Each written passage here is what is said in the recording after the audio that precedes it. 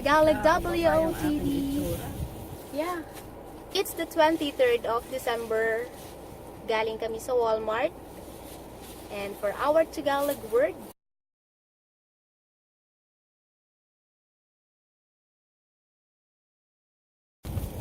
Pila. That's our Tagalog word. Pila. Ang haba ng pila. What's pila, mudra? Line. Pila means line. Ang haba ng pila.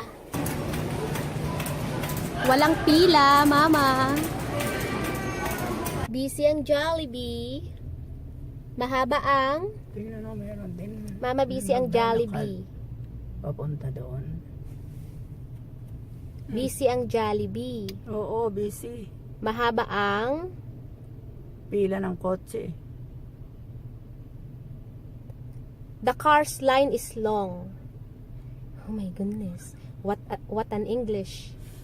The car's line is long. Mahaba ang pila. Pila. We can just say pila.